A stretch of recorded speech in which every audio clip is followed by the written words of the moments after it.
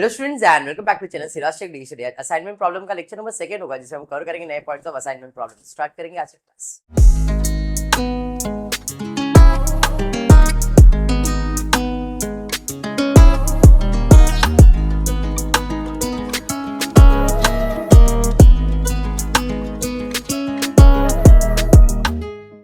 करते in the previous lecture हमने assignment problem start किया है मिनिमाइजिंग का सम, बैलेंस्ड सम। बैलेंस मतलब जितने जॉब्स है उतने मशीन है, जितने एम्प्लॉय उतना ही काम है एंड सो ऑन। बट आज क्वेश्चन जो कर रहे हैं वो है थोड़ा सा अलग एंड इट इज अनबैलेंस सम। आप देख सकते हो मशीन 4 है लेकिन जॉब सिर्फ 3 ही है। ऐसे प्रॉब्लम को हम लोग कहते हैं अनबैलेंस्ड सम। क्वेश्चन में सब चीजें दी गई है, मेरे को खाली इतना समझ में आया कि जो मशीन है वो 4 है, जॉब है वो कम है, मतलब इट इज अनबैलेंस। पहला स्टेप होगा अनबैलेंस सम को बैलेंस्ड करना। तो कैसे, जो डेटा दिया था वो लिख दिया, क्या कम है, जॉब कम है, जॉब ऐड कर दिया, और इसका कॉस्ट मिसिंग है, कॉस्ट क्या डाल दिया, सेम। तो this sum is balanced sum. Transportation में अपन सप्लाई डिमांड देखते थे, यहाँ पे ऐसा कुछ नहीं है। Number of rows and number of columns check करना, जिधर कम है उधर वो चीज ऐड करो। क्लियर। उसके बाद क्वेश्चन मिनिमाइजिंग है कि मैक्सिमाइजिंग, मिनिमाइज। मिनिमाइज है तो सबसे पहला स्टेप है रो मिनिमाइजिंग, तो अपन रो मिनिमाइजिंग करेंगे। टेबल वही है, फर्स्ट रो में सबसे छोटा नंबर 9 से पूरे इसको माइनस करेंगे, तो 12 माइनस 9 करेंगे तो कितना आएगा 3, 14 माइनस 9 5, 18 माइनस 9 9, 9 माइनस 9 हो गया। सेकेंड रो सबसे छोटा नंबर 4 है तो 6 माइनस 4 2, 4 5 0। सबसे छोटा नंबर 5 तो 2 4 6 0।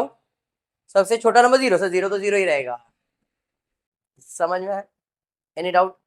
इसके बाद कॉलम मिनिमाइजिंग, कॉलम में 0 है, कॉलम में 0, कॉलम में 0, सब कॉलम में 0 0, मतलब वो सेम ही रहेगा।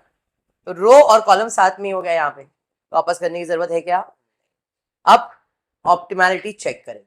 ऑप्टिमैलिटी कैसे चेक करेंगे, तो हर रो में एक एक 0 सिलेक्ट होना चाहिए। तो सबसे पहले जिसके पास एक ही ऑप्शन है रो का, इधर ये सिलेक्ट किया, सब कैंसिल। अब किसके पास एक ऑप्शन है, सर इधर कुछ भी नहीं, खाली लास्ट में आप कोई भी सिलेक्ट करो, ये भी सिलेक्ट करो तो भी कट होने वाला है, कोई भी से, मतलब सिर्फ 2 ही 0 सिलेक्ट कर सकते हैं। जबकि अपने को कितना सिलेक्ट करना चाहिए, 1 2 3 4।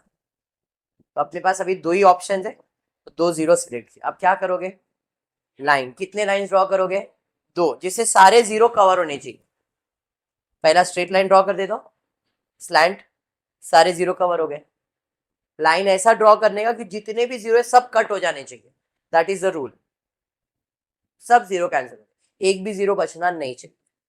अब जो नंबर्स बच गए, ये सारे जो नंबर्स बच गए आपके, इसमें सबसे छोटा नंबर क्या है, अब ये 2 से सबको माइनस करेंगे और जहां पे इंटरसेक्शन हुआ है वहां पे ऐड करेंगे।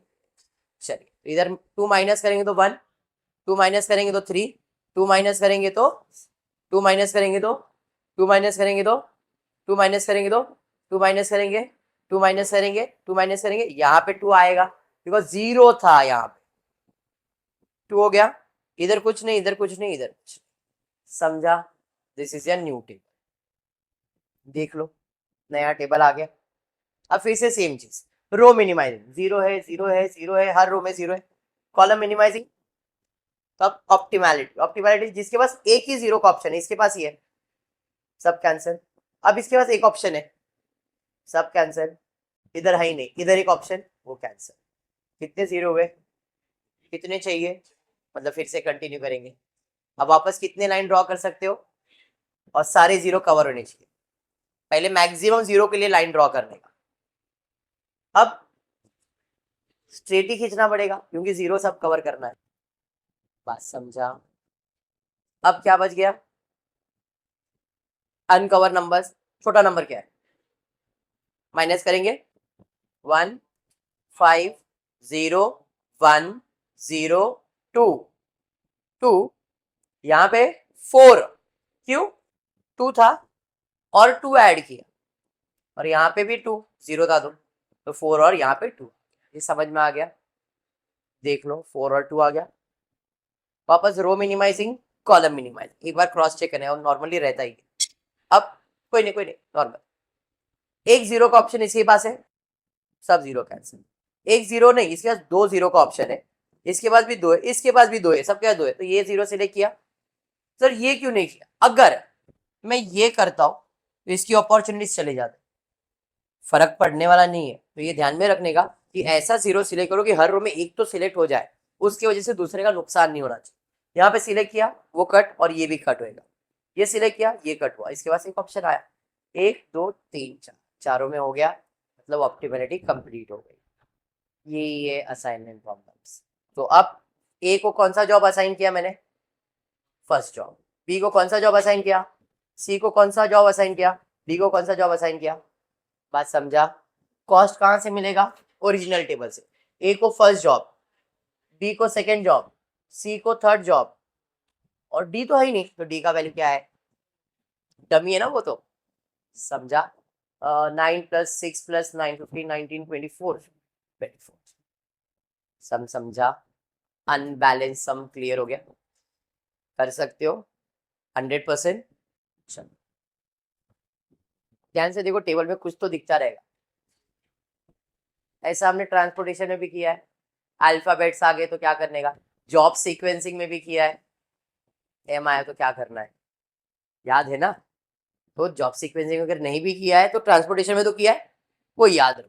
मतलब ये जो नंबर है इनको आप जॉब असाइन नहीं कर सकते, इससे साफ साफ मना किया। मशीन 2 बोला है मैं इस सी वाला जॉब करूंगा ही नहीं, और मशीन 3 बोल रहा है कि मैं फर्स्ट जॉब लेने वाला नहीं हूँ, फर्स्ट प्लेस लेने वाला नहीं हूँ, और यही सब भाषण इधर लिखा है।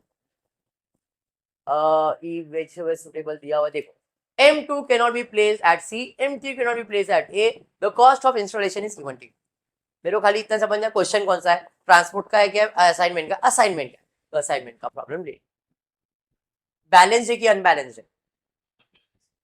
देखो प्लेस कितना है, मशीन कितना है, इट इज अनबैलेंस सम। पहले बैलेंस करना पड़ेगा, डेटा सेम टू सेम है, अनबैलेंस में मशीन ऐड किया, कॉस्ट बैलेंस कर दिया। अब मिनिमाइजिंग के मैक्सिमाइजिंग, तो यहाँ पे क्वेश्चन में दिया था कॉस्ट, शायद कॉस्ट दिया हुआ है, तो कॉस्ट हमेशा क्या होगा? मिनिमाइज। समझाइए? चलिए फिर मिनिमाइजिंग में सबसे पहला स्टेप आएगा रो मिनिमाइजिंग। पहले रो में जाओ, सबसे छोटा नंबर माइनस करेंगे, 11 में से 9 गया दो, 15 में से 9 गया दो, 1 और, समझा? सेकेंड रो में जाते सबसे छोटा नंबर 9 है, ये 9 ये 9 कोई भी लो, 12 में से 9 गया तो 3, एक्स कुछ नहीं करेंगे, इधर आ जाएंगे 1 0 और वो भी 0 हो जाए। समझा? नेक्स्ट रो में जाते 7, इसको कुछ करेंगे क्या? नहीं, 11 7 जाएगा तो 4, 14 7 4 और 0 बराबर है M4 में जा दो 7 7 1 5 1 0 0 1 जैसा लास्ट में 0 है, मतलब सेम ही रहेगा। अब रो के बाद कॉलम मिनिमाइजिंग, सब कॉलम में 0 है, तो कॉलम भी मेरा रो भी हो गया, कॉलम भी हो गया। अभी ऑप्टिमैलिटी चेक करेंगे। ऑप्टिमैलिटी चेक करने के पहले सबके पास एक 0 वाला देखो, इसके पास एक 0 है, इसके पास 2 है, इसके पास 1 है, इसके पास 1 है, इसके पास बहुत सारा है। पहले ये सिलेक्ट कर लिया, इसके आसपास वाले कैंसिल, इधर 2 है, इधर 1 है, इसको सिलेक्ट कर लिया, इसके आसपास के 0 कैंसिल कर दो। अभी किसके पास 1 0 ऑप्शन है? इसके पास भी, इसके पास भी, इसको सिलेक्ट कर लेता हूं, कैंसिल, 1 2 3 4 हो गया। समझ में आ गया? मतलब टेंशन है क्या अभी? M1 को कौन सा जॉब, M2 को, M3 को, उसको सी असाइन वैसे भी नहीं करना था, M2 को आगे, M4 को और M5 को। समझ में आ? डेटा कहां से मिलेगा? क्वेश्चन में से। M1 को ए मतलब 9, M2 को बी मतलब 9 बराबर ना, M3 को ई मतलब 7 बराबर, और M4 को डी मतलब 7 और M5 तो ही नहीं। समझा? टोटल कर लेंगे कितना आ रहा है देखो, 32 बराबर ना, 14 और 18 32। समझा? तो आज 2 सम मैंने करवाया, एक अनबैलेंस सम दोनों कैटेगरी में। एक के अंदर नॉर्मल नंबर था और यहाँ पे एक्स वाला नंबर था, इन्फिनिटी नंबर। तो इन्फिनिटी नंबर्स आ रहे हैं तो इनका कुछ करना नहीं। कभी कभी लोग डैश साइन भी कर देंगे, अगर एक्स के जगह पे डैश भी किया है इसका मतलब उनको जॉब असाइन नहीं करना है, माइनस करने का नहीं है, उधर कुछ भी माइनस नहीं होगा। नेगेटिव नंबर रहेगा तो चलेगा, वो यूज किया जा सकता है, बट ऐसा कुछ है एक्स है इन्फिनिटी एम या कोई अल्फाबेट यूज किया इसका मतलब उसके जॉब असाइन नहीं करना है, और वो क्वेश्चन में भी स्पेसिफाई रहेगा। क्लियर है क्या? तो आज इतना ही, नेक्स्ट लेक्चर में इसके आगे कुछ सम्स करेंगे। होपफुली वीडियो पसंद आया तो इस वीडियो को लाइक कर देना, फ्रेंड्स ग्रुप में शेयर करना, चैनल को सब्सक्राइब करना। Thank you for watching the video.